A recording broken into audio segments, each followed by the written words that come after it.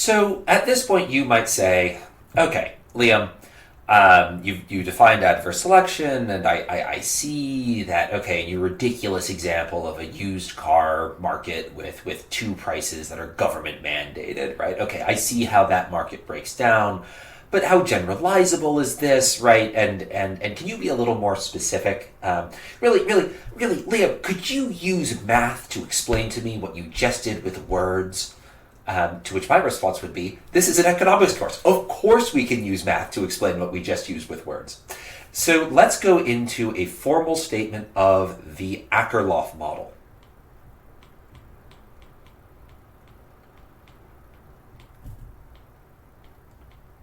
And as a side note, this also means that there will be some problem sets later on that are all going to be almost all intuition or data analysis. But the next few problem sets are going to be very heavy on math because we have mathematized all of this. I promise it's not just to torment you, though it can seem that way. The math ideally, right, and just a broader point on math and economics, the math should help you think of the math as a tool to develop your intuition and to think through a problem more carefully than you are capable of thinking through on your own. Right? So when I do math, when I do theory for my research, it's not that I think the theory is right. It's not that I think the math I'm putting down actually represents how people think. What the theory, what putting down people's behavior as math and writing down utility functions and mathematizing people's decisions, what that forces me to do is to think through them very carefully, narrowly, right? It forces me to think very, like, when I say people want something, what exactly does that mean? How much do they want it? How do they want things change, right? It forces me to think through that very specifically and be very explicit about what I mean. And so it when I mathematize something, it shows me both the limits of my reasoning, right? So it can show me, hey, you were thinking about, let's say, people wanting something in this way, but it turns out that if they want something in another way, your logic breaks down. Where like it could be, right, you assumed everyone has perfect information, and that was an implicit assumption you didn't realize you were making. If I write down the math on paper, I might realize, oh, I assumed everyone has perfect information, and if I go get rid of that assumption, that changes the implications of my thought process pretty heavily. The other thing so there's that, and then also sometimes when you write down math, when you mathematize something, it might turn out that your intuition wasn't capturing something or was missing part of the problem, and so you're like, yes, under what I had in mind, things worked the way I thought they did, but I missed this case, right? It turns out that I was wrong about how things would work in specific cases. And so what the reason we do the math, right? The reason, I remember in my intermediate micro class, I had some of the friends I took it with were really hardcore libertarian. Well, not hardcore libertarians, but they were more conservative, very libertarian-ish. And there was they were very anti-inheritance tax. And there was a question on inheritance tax, and it mathematized the inheritance tax, and the question was, how would the inheritance tax change behavior over time? And the whole time, one of them was chanting, kill the death tax, kill the death tax. And then we got to the conclusion of the problem. And basically the question was, is the inheritance tax good or bad? It was put more carefully than that, obviously. What the math told us is that, well, if you have an inheritance tax, it decreases the amount of work people are doing in the parent generation, but it increases the amount of work that people are doing in the child generation, right? It decreases, an inheritance tax decreases the amount of work parents will do because they know that when they die, some of what they've accumulated will be taxed when they pass it on to their kids, so they won't work as hard. But at the same time, those kids know they won't receive as much money from their parents, so that will make them work harder. And so after it was like 45 minutes of kill the death tax, kill the death tax. It got old really quickly. After 45 minutes of that, he was so excited. I still remember, kill the death tax, kill the... Oh, hold on. Maybe we don't kill the death tax? What he thought, what his intuition told him would be a very obvious result, it turns out he was missing something. And doing the math, right, forced him to think that through and say, oh, hold on. Actually, I was wrong because I hadn't considered once I did all the math and the math forced me to think through all aspects of the problem. Turns out that I had neglected the effect of the inheritance tax on kids. And once I did the math, right, that showed that he realized, oh, okay, actually, kill the death tax is a fun phrase, but maybe I had oversimplified. My previous thought process had been overly simplistic. So it's not, we don't just do math because we like to torment you. Like, that's part of it, right? Economists have, you have to have a little bit of a sadistic streak to be an economist. Or at least a very cold-eyed, rationalistic streak. Be thankful you don't get pulled into our seminars, which are notoriously savage and just brutal. But you have to have a little bit of a killer instinct to be an economist. But we don't do the math just because we like tormenting you. There's good reasons we do it too. So now that I've given that somewhat lengthy detour into the math and why it's valuable, why we do it, let's go ahead and put all the intuition I've been building from the previous video into a mathematization, a formal mathematization of the Akerlof model. So let's say we have sellers and buyers, right?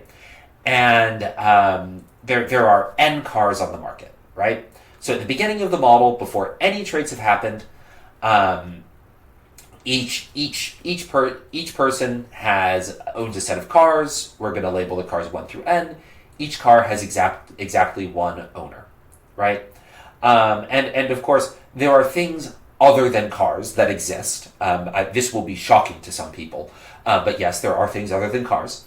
And so they're going to derive utility from other stuff, which we will just collectively call M, right? And so what do the utility functions for the sellers look like in this, right? Well, let's just go ahead and say it's the utility function of the seller is going to be I equals 1 to n xj plus m, and the utility of the buyer is going to be I equals 1 to n, sorry, that should be an I, not a j, xi, sorry, okay, that's not working. Sorry, hold on. To actually use the erase function, we're going to say this is 3 over 2 xi plus m, right? And so, worked that time. And so m, utility from outside goods,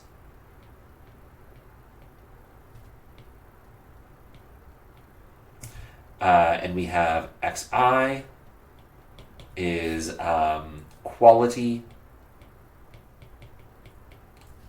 of car I, if buyer / seller owns car, right? So you only get utility from the cars you own, right? Now, one thing you'll notice immediately is that the utility function of the buyer has a 3 over 2 in front of the xi. So what does that mean? It means that the buyer values the cars more than the seller does, right? So in principle, there should be a transaction here where if the buyer values every car more than the seller does. So if there's no, if there are no frictions, information asymmetries in the market, the buyer should buy all the cars, right? Because the buyer, right, this 3 over 2 in front of the xi means that, right, there's an implicit 1 here in front of the xi for the seller. This means that in this case, right, note, the buyer values cars 50% more. That's a terrible 50, my apologies. Nope, okay, we're just going to erase that. Values cars 50% more than the seller does.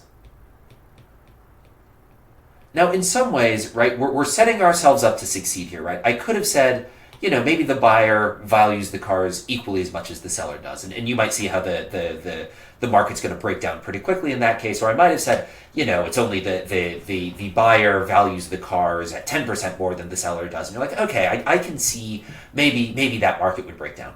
But the buyer here values cars at 50% more than the seller does. Right? So there should be massive scope for gains from trade from this, right? This is a market everybody should want to work, right? Both the buyer and the seller can make like a 25% gain in utility if they do a fair transaction, right? So, and I'm going to show you that even when the buyer wants the cars way more than the seller wants to sell them, the market can still break down. So the distribution of car quality, right? We're going to say that X is distributed according to a uniform distribution. I'll explain what that is in a moment. 0 to 100. So what does that mean? It means that car quality is on a scale from 0 to 100, and the odds within the odds that you get a car at quality 0 are the same as you get a car of quality 1, are the same you get the odds of a quality of 99.77, right? So if I'm going to graph this distribution, right? All right, so we have, this is quality, and this is called frequency.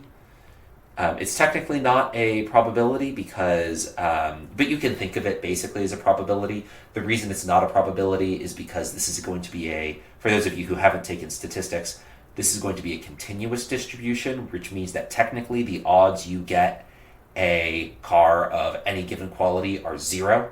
But because it's like the amount that you get exactly 1 liter of rain in a day, right? Exactly 1 liter, no more, no less, is 0, right? But the chances you get something close to 1 liter of rain may be pretty high, right? And so that's the idea behind a continuous distribution, is the odds of any given thing happening are actually 0, but you could stuff still happens, right? It's not as though, even though the odds of getting exactly 1 liter of rain are 0, you still actually do have rainfall, right? And so the odds of getting any specific quantity rain are 0, but you still actually, a specific amount of rain does fall. So even though the odds, like if exactly, let's say yesterday, exactly like 2.5 liters of rain fell, the odds that exactly 2.5 liters of rain were going to fall was 0, but still, even though the odds that exactly 2.5 liters of rain were going to fall was 0, exactly 2.5 liters of rain still fell. So it's a little confusing, but that's the idea of the distribution, where basically it's you can think of this as if you've taken calculus, it's not that there's a 0% chance of any given thing happening, it's that there is a infinitesimal chance that any given thing happens, right? So if you've taken calculus, that might be slightly easier to get, but right. So this is going to be the distribution of car quality.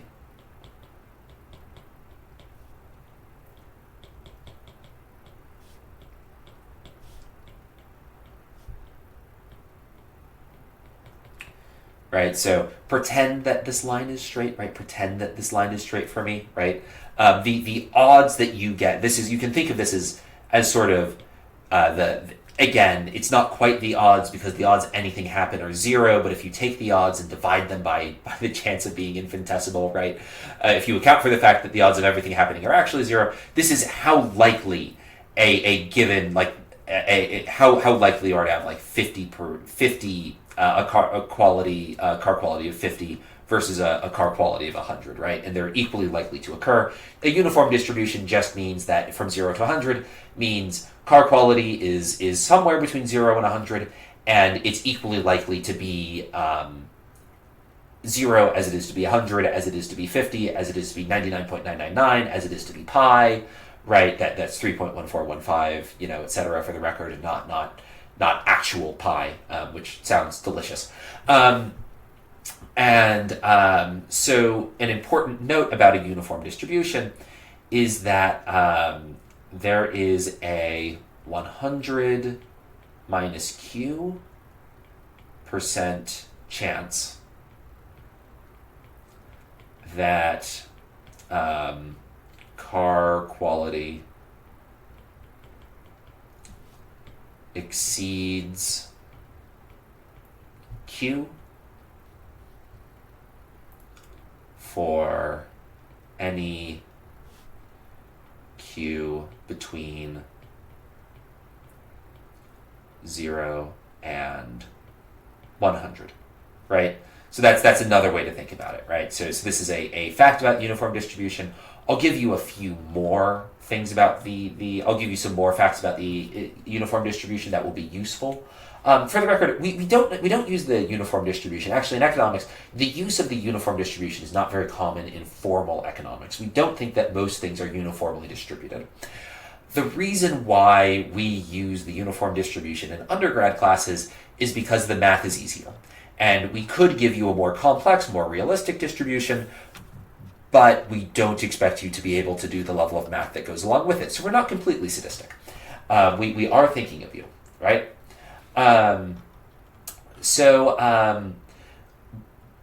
Let's start thinking about which cars sell and which cars do not sell under this scenario where cars there's a continuum of car quality from 0 to 100, and cars are equally likely to be of any quality.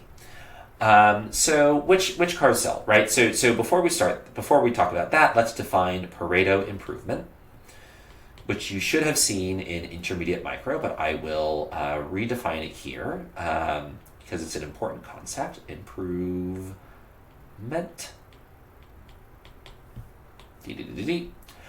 A Pareto improvement is a transaction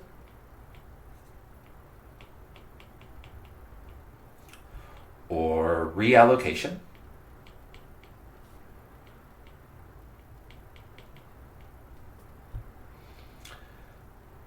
of resources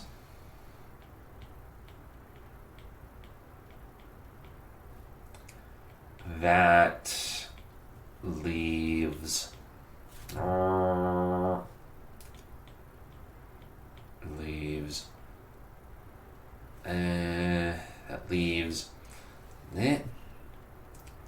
at least one party better off and no party worse off. Right, so a Pareto improvement just means, right, it doesn't mean that things are perfect, right? We won't go over this here because health insurance, nothing's ever optimal. But you may have heard of the concept of Pareto optimality as well. The idea behind a Pareto improvement isn't that everyone is better off. It's that nobody is worse off and at least one person is better off, right? And the reason why economists like talking about Pareto improvement is, first of all, if a transaction is Pareto improving, in principle, there should be a way to make it work, right? And if it did work, people would be better off, right? So if you and I are, again, if you're trying to sell me a car and the car is worth more to me than it is to you, in principle, we should be able to make this transaction work, assuming there's no information frictions, right? And so ideally, in a perfectly efficient world, all Pareto improving transactions would happen. Now, in practice, we know that doesn't happen. And we're going to show why Pareto improving transactions might not take place in this model. But we've already covered a bit of that, right? Where again, with my ridiculous two-price example, there were several there were many Pareto improving transactions that didn't take place because of the lack of information, as well as the somewhat, in that case, ham-fisted government intervention. So now let's go back to the model, right? So let's just say at price, let's, before we think about which price is optimal, let's just say what cars are going to sell at a given price P. So price of cars, of used cars,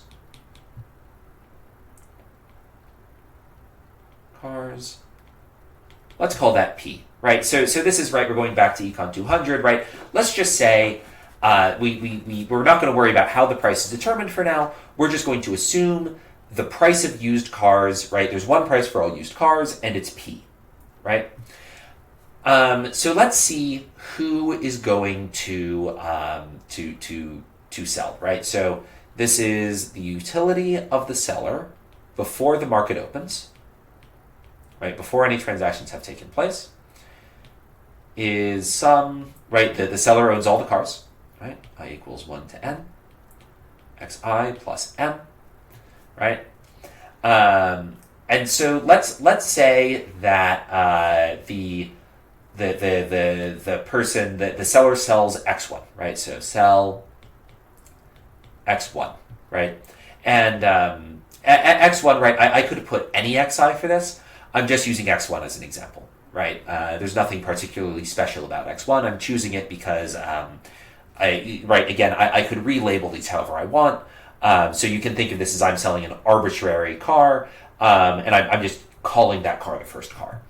So, and then US after selling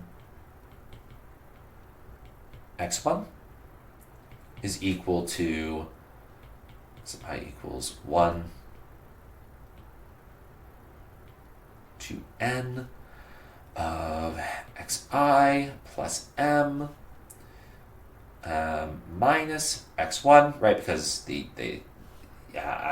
he sold it, plus p, right? So we can also think of this as, right, the sum from I equals 2 to n of xi plus m plus p, right? Because I sold the first car, right?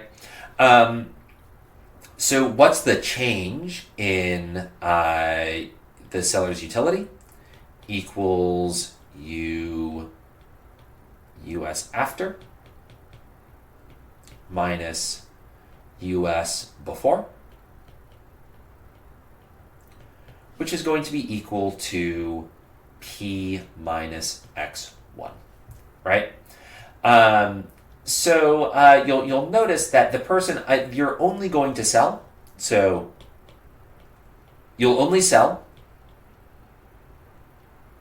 if you gain utility from selling, right? If delta US is greater than 0, right?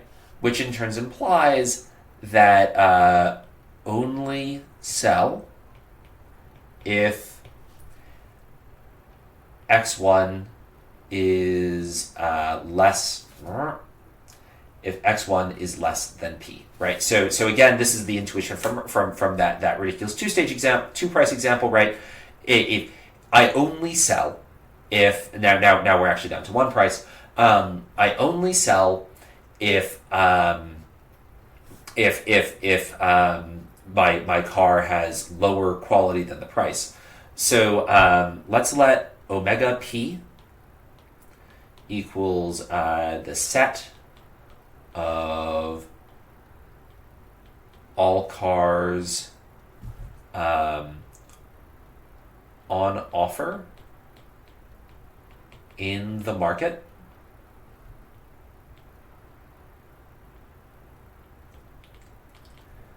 at price P. Right, if omega P is the set of offers in the market at price P, right, what we just showed is that omega P is equal to the cars, such that, right, I is an index for cars, such that the quality of the car is less than or equal to P.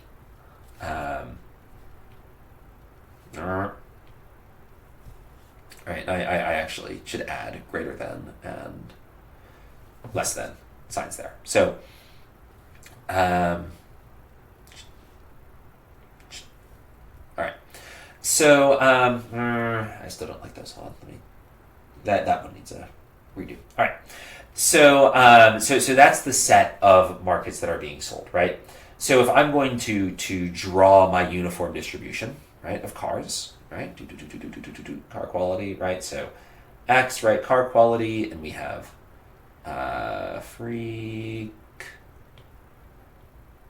1C here, right, and we have car quality 0 here. Again, pretend that's a straight line, and car quality 100 here. If, let's see, let's say, no.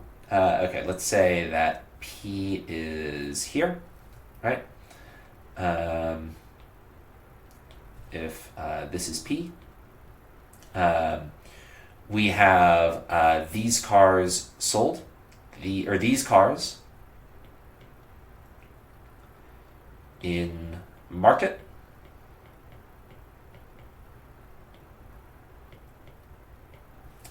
And then these cars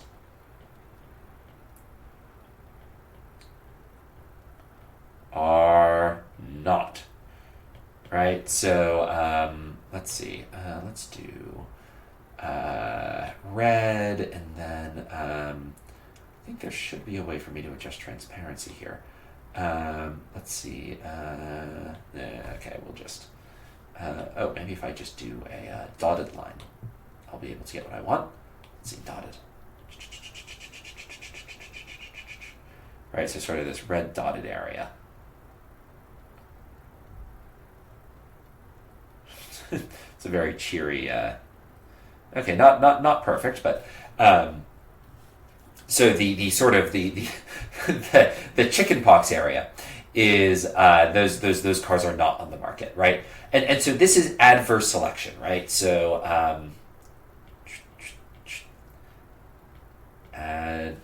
line too thick. Hold on.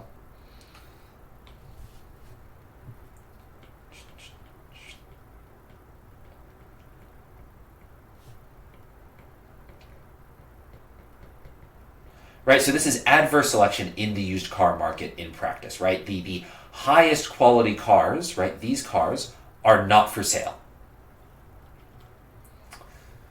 So next up, let's think about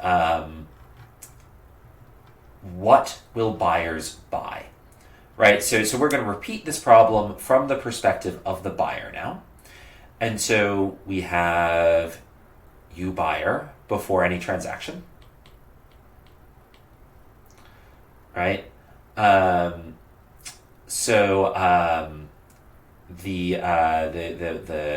utility from the buyer before a potential transaction is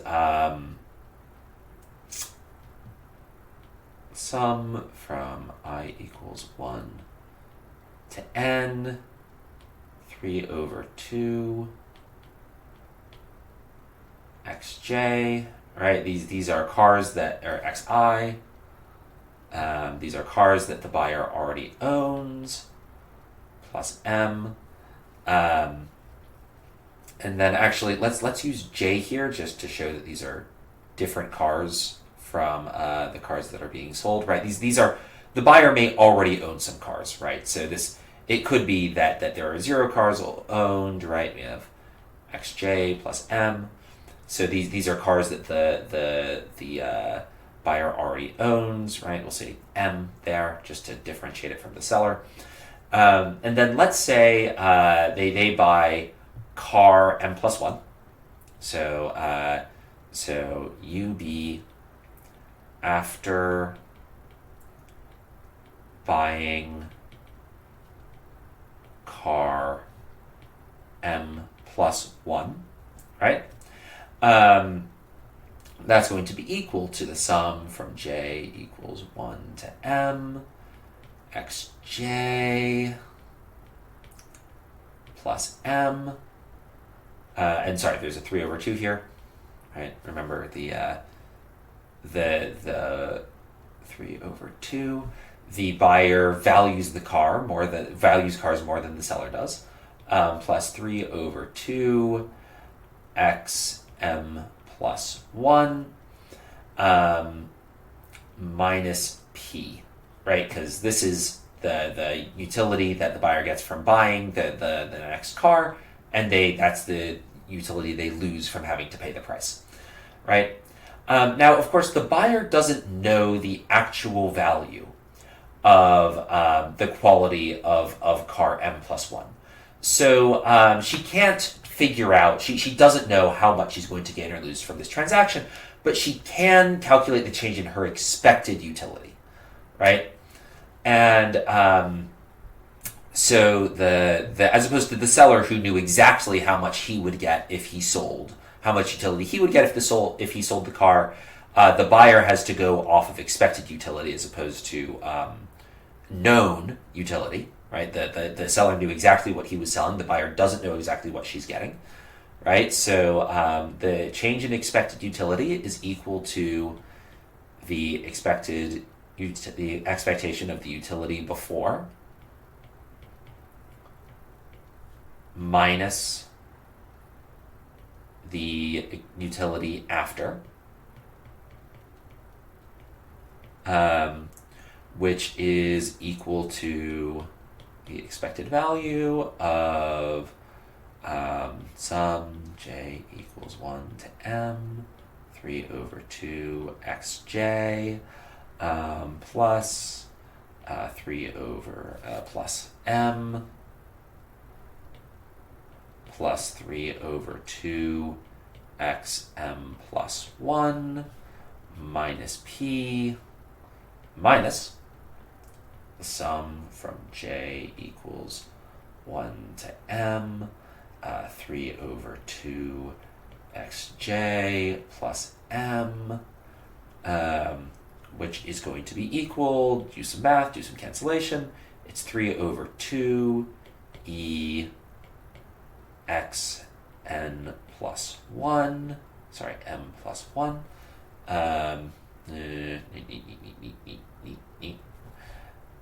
m plus 1 minus p, right? So buyer will buy if 3 over 2, if she expects to gain utility, all right? B at least expects to gain utility, which would imply that 3 over 2 e xm plus 1 minus p is greater than or equal to 0, which would imply, in turn, that 3 over 2 times the expected value of the quality of exm plus 1 is greater than or equal to p.